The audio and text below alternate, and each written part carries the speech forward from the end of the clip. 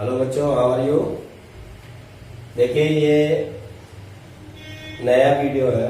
वैद्युत द्विध्रुव द्वारा किसी बिंदु पर वैद्युत क्षेत्र की तीव्रता, electric field intensity due to an electric dipole at any point. ये इलेक्ट्रिक डाइपोल से रिलेटेड ही ये तीसरा वीडियो है। पहले वाले वीडियो में हमने बताया था कि इलेक्ट्रिक डाइपोल की वजह से एक्सियल लाइन पर, अक्ष पर इलेक्ट्रिक फील्ड इंटेंसिटी बताया था।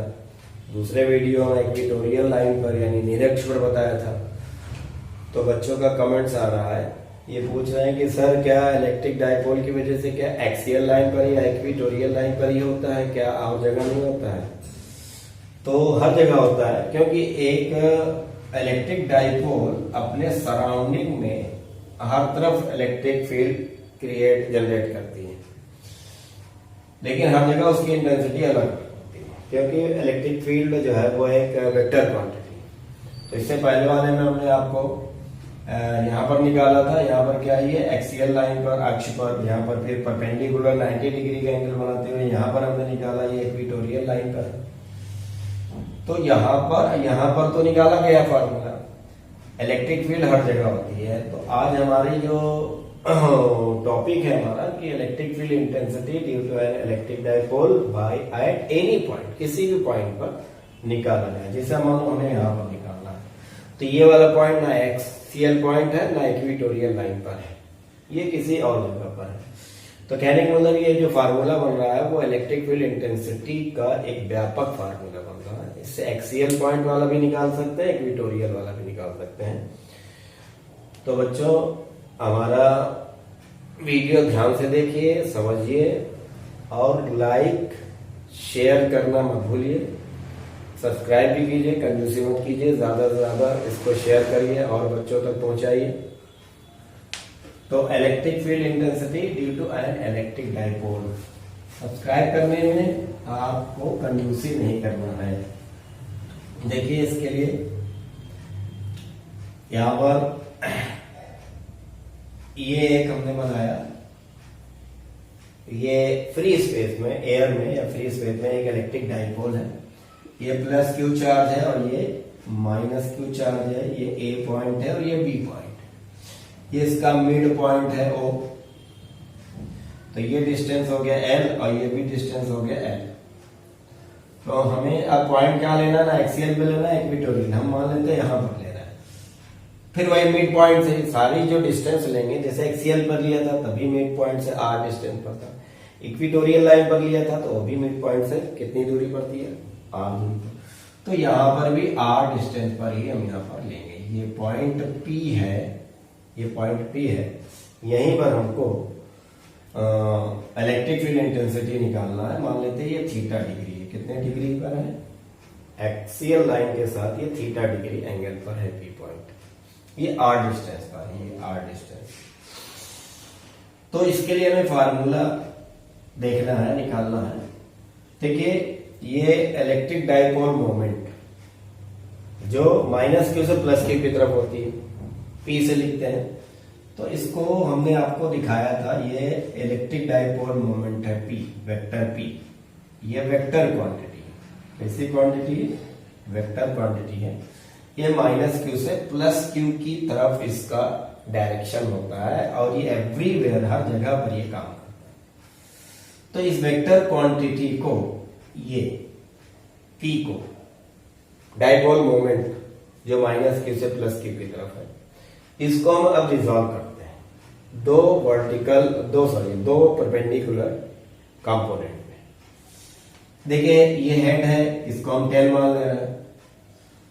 तो किसी भी वेक्टर क्वांटिटी को जब हम उसको रिजॉल्व करते हैं तो दो परपेंडिकुलर कंपोनेंट होते हैं, एक ये होता है और एक ये होता है। ये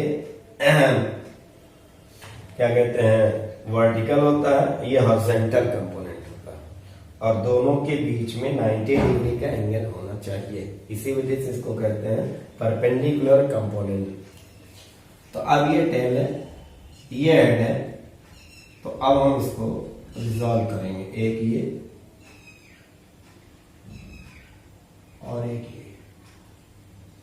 ये देखिए,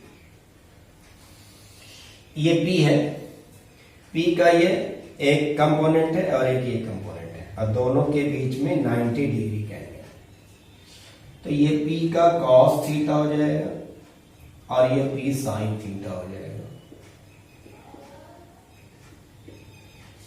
इसको हम दो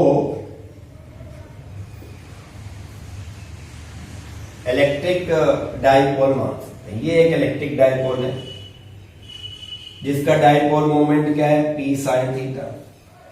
ये एक और डाइपोल है जिसका डाइपोल मोमेंट क्या है, P cos थीटा है। तो इस तरह से हमें दो डाइपोल मिल गए, P sin थीटा और P cos थीटा। अब आप देखिए कि P पॉइंट पर हमें निकालना है इलेक्ट्रिक फील्ड इंटेंसिटी। जब हमने P को रिजॉल्व किया, P sin theta, P cos theta, इसको हमने पूरा एक डाइपोल बना दिया, तो हम देख सकते हैं कि ये एक हमें एक और डाइपोल मिल गया, ये एक इलेक्ट्रिक डाइपोल मिल गया। इसका डाइपोल मोमेंट क्या है, P sin थीटा, इसका डाइपोल मोमेंट क्या है, P cos थीटा। अब P पॉइंट पर निकालना है, तो ध्यान से देखिए कि P पॉइंट में ये वाला जो डाइपोल है जिसका moment dipole moment P cos theta है, वो उसके एक्सियल लाइन पर है, ये देखिए। और ये यही P पॉइंट, ये वाला जो डाइपोल मोमेंट है जिसका जो डाइपोल है जिसका dipole moment P sin theta है, ये P पॉइंट इस वाले डाइपोल के इक्विटोरियल लाइन पर है और ये वाले के एक्सियल लाइन पर है। तो बात क्लियर हो गई। तो ये P पॉइंट हमें थोड़ा सा इधर लिख लेते हैं, ये P है। तो ये वाला जो डाइपोल है जिसका moment dipole moment P cos theta है, उसके कहां पर, ये एक्सियल लाइन पर है। तो इसकी वजह से, इस डाइपोल की वजह से यहां पर जो इलेक्ट्रिक फील्ड इंटेंसिटी है उसको हम मान ले रहे हैं E1। क्या मान ले रहे हैं, E1, जो कि किस पर है, एक्सियल लाइन पर है। और हमने पढ़ा भी है कि जैसे ये डाइपोल है, ये प्लस क्यू है और ये माइनस क्यू है, एक्सियल लाइन के किसी भी पॉइंट पर, तो जो इलेक्ट्रिक फील्ड इंटेंसिटी होती है रिजल्टेंट, वो माइनस क्यू से प्लस क्यू की तरफ होती है। तो ये माइनस क्यू है, ये प्लस क्यू है, माइनस क्यू से प्लस क्यू की तरफ है E1। और एक्सियल पॉइंट पर क्या होता है, लेकिन इक्वेटोरियल पॉइंट पर कहां होता है, प्लस क्यू से माइनस क्यू की तरफ होता है, प्लस क्यू से माइनस क्यू की तरफ होता है। और एक्सियल लाइन पर माइनस क्यू से प्लस क्यू की तरफ होता है। तो ये आपने देखा था। अब ये वाला देखिए डाइपोल, जिसका डाइपोल मोमेंट क्या है, P sin थीटा। ये देखिए डाइपोल, ये माइनस क्यू है, ये प्लस क्यू। ये P पॉइंट इस वाले के क्या है, इस वाले डाइपोल के इक्विटोरियल लाइन पर है। तो इसकी वजह से जो इलेक्ट्रिक फील्ड इंटेंसिटी होगी E2, वो प्लस क्यू से माइनस क्यू, प्लस क्यू से माइनस क्यू की तरफ, और ये माइनस है प्लस है, माइनस क्यू से प्लस क्यू की तरफ। तो यहां पर दो इलेक्ट्रिक फील्ड इंटेंसिटी बनी, एक E1 और एक E2। E1 किसकी वजह से, एक्सियल लाइन की वजह से, और E2 किसकी वजह से, इक्विटोरियल लाइन। तो ये वाले मोमेंट, ये वाले डाइपोल के ये P पॉइंट जो है इक्विटोरियल लाइन पर है, ये वाले के एक्सियल लाइन पर है। तो ये E1 और E2 दोनों परपेंडिकुलर है, तो हम मान लेते हैं ये रिजल्टेंट हो गया E। ये अल्फा एंगल बना रहा है, कितना बना रहा है, अल्फा। ये रिजल्टेंट है E1 और E2 दोनों परपेंडिकुलर है, 90 डिग्री एंगल पर है। तो ये E हो गया रिजल्टेंट अल्फा एंगल पर, ये थीटा है। तो ये P cos थीटा इसी। तो फिगर समझ में आ गया। तो electric field intensity, field intensity at P due to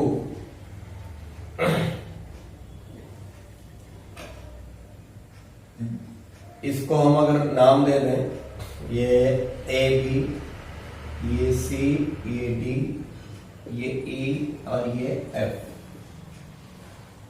electric field intensity at P due to E F dipole, E F dipole, E F dipole, ये जो डाइपोल है, ये वाला डाइपोल जिसका डाइपोल मोमेंट क्या है, पी कॉस थीटा, और E P point इसके एक्सियल पॉइंट पर, एक्सियल लाइन पर है।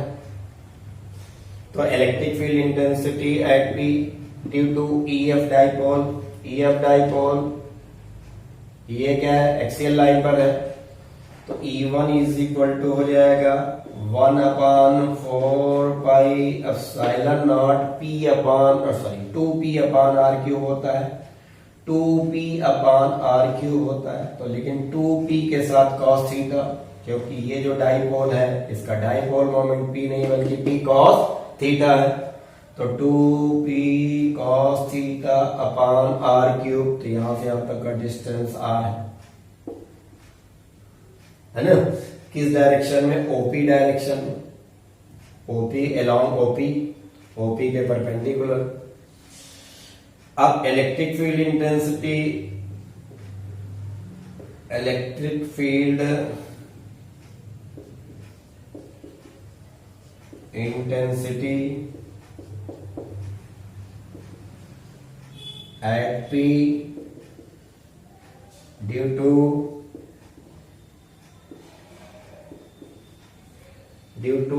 CD डाइपोल, CD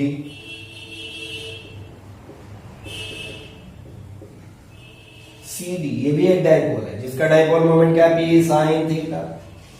तो P पॉइंट इस वाले के क्या है, इक्वेटोरियल लाइन पर है। तो E2 हो जाएगा 1/4 pi epsilon naught, equatorial line पर क्या था, E is equal to 1/4 pi epsilon naught P upon r cube. तो यहाँ P के जगह केवल P नहीं होगा, इस वाले इलेक्ट्रिक डाइपोल का डाइपोल मोमेंट क्या है, P नहीं, P sine theta upon r cube. आप देख रहे हैं कि E1 और E2 दोनों एक दूसरे के परपेंडिकुलर है, 90 डिग्री एंगल पर है ना। तो इनका रिजल्टेंट E जो होगा वो √E1 square plus E2 square हो जाएगा। ये मिटाने चल रहे हैं, ये समझिए। अभी हम अल्फा निकालेंगे, जो रिजल्टेंट इंटेंसिटी है वो E1 के साथ, एक्सिस के साथ कितने डिग्री का एंगल बनाएंगे ये भी निकालेंगे। तो फिर समझ में आ गया, ये एक डाइपोल, जब हमने P को रिजॉल्व किया तो एक डाइपोल ये मिल गया, एक डाइपोल ये मिल गया। इसका डाइपोल मोमेंट क्या होगा, P साइन थीटा, इसका डाइपोल मोमेंट क्या होगा, P cos theta. P point क्या है, इस वाले डाइपोल के एक्सियल लाइन पर है और इस वाले के इक्वेटोरियल लाइन पर है। तो एक्सियल लाइन की वजह से E1 इधर होगा, इक्वेटोरियल लाइन की वजह से E2 इधर होगा, दोनों परपेंडिकुलर है तो E हो जाएगा। ये मिटा देते हैं। बच्चों वीडियो बार बार देखिएगा तभी समझ में आएगा, एक दो बार में, एक हो सकता है एक बार में ना समझ में आए, दूसरी बार में समझ में आए। तो E1 and E2 are perpendicular,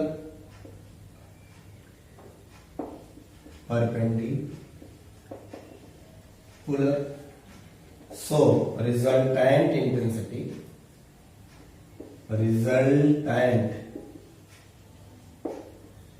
intensity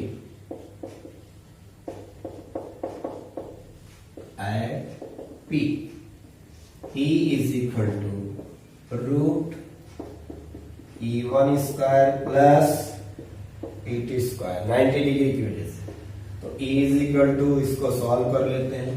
E1 था 1/4 pi epsilon naught 2p cos theta upon r cube का होल स्क्वायर प्लस E2 था 1/4 pi epsilon naught P sine theta upon r cube का होल स्क्वायर। अब 1/4 pi epsilon naught P और r cube common होगा, बाहर चला आएगा। अब स्क्वायर है, बाहर आएगा तो स्क्वायर हट जाएगा, तो E is equal to 1/4 pi epsilon naught P upon r cube हमने कॉमन ले लिया, तो रूट में क्या बचेगा 2 cos थीटा, 2 cos थीटा का होल स्क्वायर, और यहाँ क्या बचेगा पी भी आर क्यूब, ये कॉमन हो गया, से क्या बनेगा साइन स्क्वायर थीटा बचेगा, साइन स्क्वायर थीटा बचेगा। देखिए ये P P r cube common हो गया, स्क्वायर। देखिए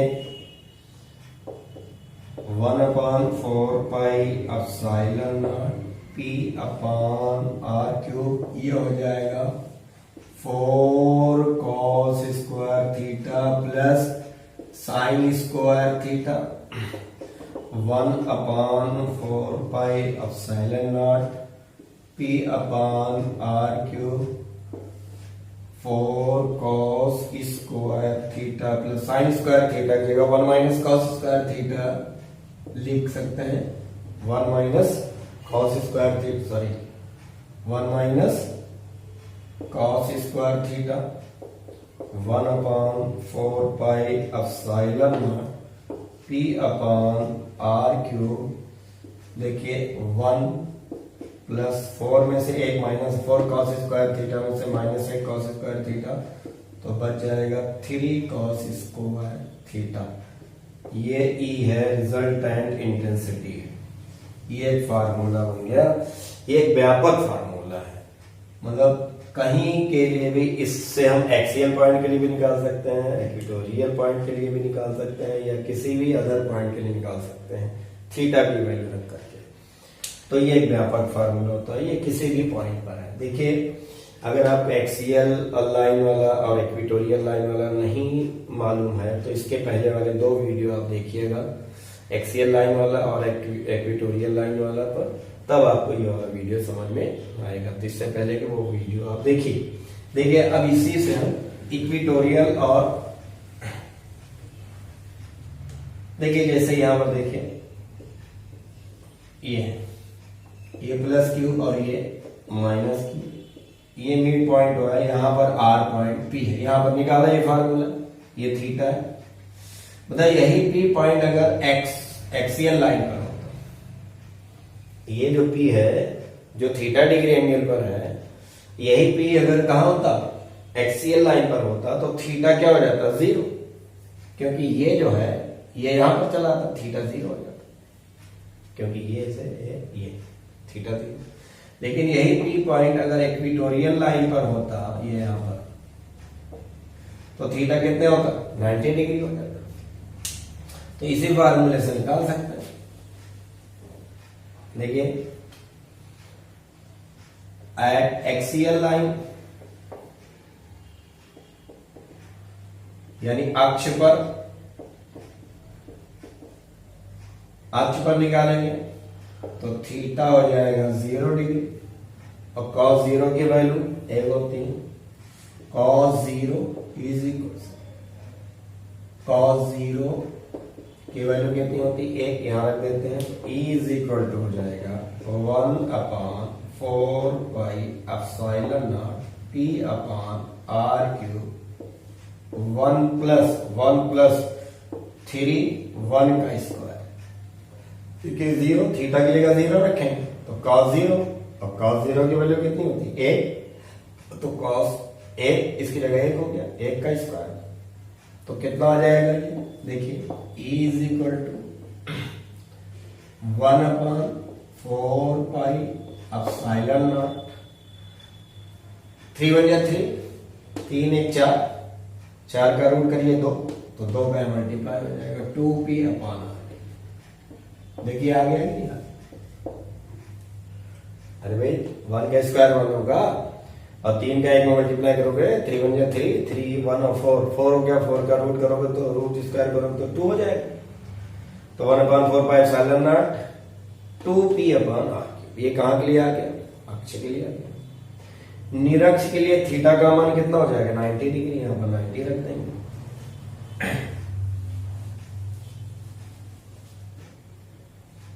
at equatorial line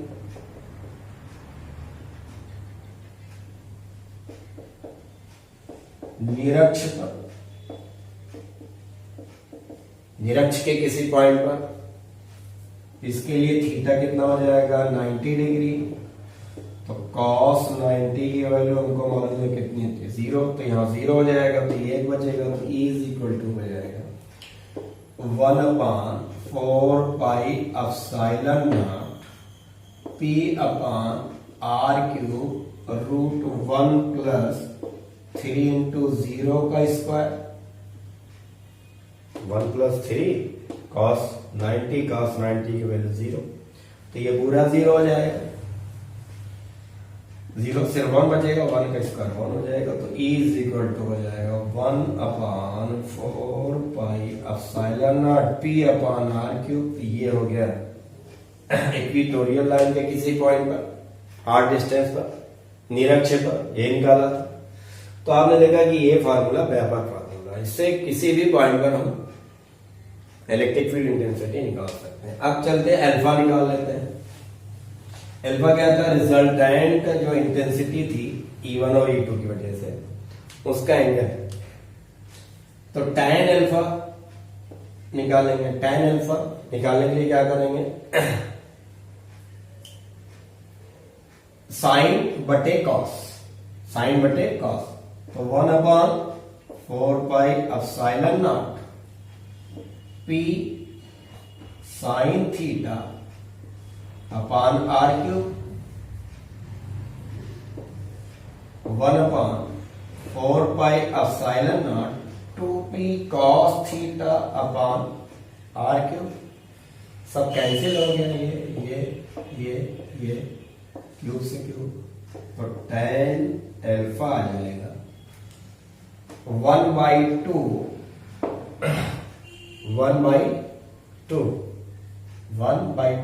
sine theta बटे cos theta tan theta. tan theta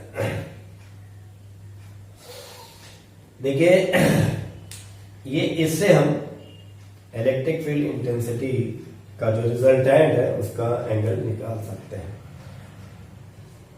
axis पर थीटा क्या होगा? 0 होगा। tan 0 की वैल्यू रख करके हम निकाल सकते हैं 0। Alpha is equal to